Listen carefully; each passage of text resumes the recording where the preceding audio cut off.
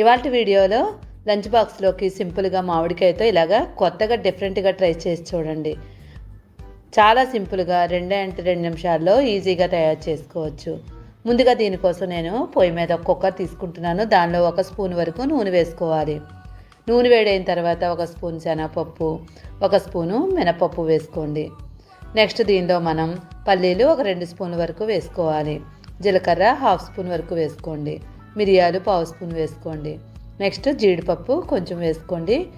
ఉంటే వేసుకోవచ్చు, లేదంటే స్కిప్ చేసుకోవచ్చు. ఇప్పుడు వీటన్నింటినీ కూడా 1 నిమిషం పాటు బాగా వేయించేసుకోవాలి. ఇవి బాగా వేగిన తర్వాత దీనిలో మనం ఒక పెద్ద సైజు ఉల్లిపాయను తీసుకొని ముక్కల కింద కట్ చేసుకొని వేసేసుకోండి. ఉల్లిపాయ ముక్కలు వేసిన తర్వాత బాగా కలిపేసుకోవాలి. ఇలా కలుపుకున్న తర్వాత దీనిలో మనం వెల్లుల్లిపాయ రెమ్మలు ఒక 6 వరకు వేసుకోవాలి. ఇక్కడ మనం అల్లం వెల్లుల్లి పేస్ట్ ఉపయోగించకుండా ఓన్లీ వెల్లుల్లిపాయలు మాత్రమే వేసుకోవాలి. వెల్లుల్లిపాయ వేసిన తర్వాత మళ్ళీ ఒకసారి బాగా కలిపేసుకొని 2 నిమిషాల పాటు బాగా వేయించేసుకోండి. ఇవి వేగిన తర్వాత మామిడికాయని తీసుకొని తురుము వేసుకోవాలి. ఇలా మామిడికాయ ముక్కలు కాకుండా తురుము వేసుకోవడం వల్ల మనకి మధ్యలో తగలకుండా చక్కగా మెత్తగా అయిపోద్ది. ఇప్పుడు మొత్తం అంతా కూడా బాగా కలిపేసుకొని దీనిలో మనం 1/2 స్పూన్ వరకు పసుపు వేసుకోవాలి. 1 స్పూన్ వరకు కారం వేసేసుకోండి. గరం మసాలా పౌడర్ 1 స్పూన్ వేసుకోండి. ఇప్పుడు ఈ మసాలాలన్నీ కూడా బాగా కలిసేలాగా మొత్తం అంతా బాగా కలిపేసుకోండి. ఇక్కడ మనం గరం మసాలా పౌడర్ వేసుకున్నాం కదా, టేస్ట్ చాలా బాగుంటుంది. మామిడికాయ తురుము కూడా కలుపుకున్నాం కాబట్టి పుల్లగా చాలా బాగుంటుంది. ఇప్పుడు మొత్తం బాగా కలుపుకున్న తర్వాత దీనిలో 1 గ్లాసున్నర వరకు నీళ్లు వేసుకోండి. ఇక్కడ నేను గ్లాస్ వరకు బియ్యం తీసుకున్నాను కాబట్టి గ్లాసున్నర వాటర్ తీసుకుంటున్నాను. ముందే నానబెట్టని వాళ్ళు అయితే కనుక 2 గ్లాసులు వాటర్ వేసుకోండి. మొత్తం అంతా ఒకసారి బాగా కలిపేసుకోండి. ఇలా కలుపుకున్న తర్వాత దీనిలో రుచికి తగినట్లుగా ఉప్పు వేసుకోవాలి. ఉప్పు వేసిన తర్వాత మళ్ళీ ఒకసారి కలిపేసుకొని నీళ్ళన్నీ కూడా బాగా మరగనివ్వండి. నీళ్లు బాగా మరిగే వరకు రైస్ వేయకూడదు. మొత్తం నీళ్లు బాగా మరిగినట్లయితే మనకి బియ్యం చక్కగా పొడిగా వస్తాయి. ఇలా నీళ్లు మరిగిన తర్వాత రైస్ని తీసుకొని వేసేసుకోండి.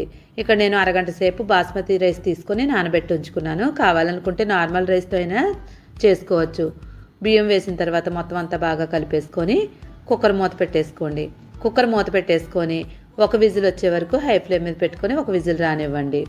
పొయ్యి మీద ఒక ప్యాన్ పెట్టుకొని దానిలో 1 కప్పు వరకు పూల్ మకానా తీసుకోండి. ఈ పూల్ మకానాని కొంచెం వేడి చేసుకోండి. మరీ ఎక్కువ వేగ అవసరం లేదు, కొంచెం క్రిస్పీగా అవుతే సరిపోద్ది. వేరొక బౌల్లో 1 కప్పు వరకు పెరుగు తీసుకోండి. ఈ పెరుగు అంతటిని కూడా క్రీమ్లా తయారు చేసుకోండి.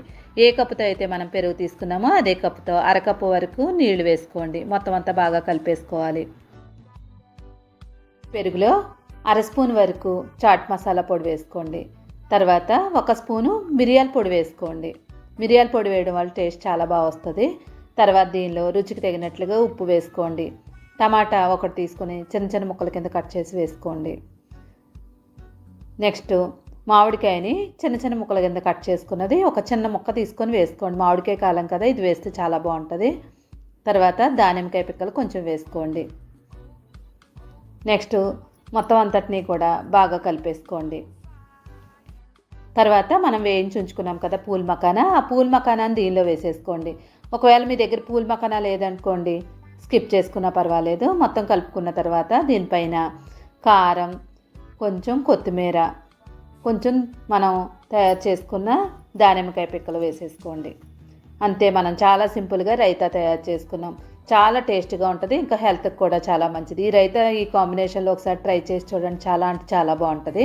ఇప్పుడు ఈ రైతాని పక్కన పెట్టేసుకోండి. 1 విజిల్ వచ్చిన తర్వాత ఇప్పుడు విజిల్ వచ్చింది కదా, స్టవ్ ఆఫ్ చేసేసుకోండి. కుక్కర్ మొత్తం అంతా కూడా చల్లారిన తర్వాత మూత తీసి దీనిపైన కొత్తిమీర వేసేసుకోండి.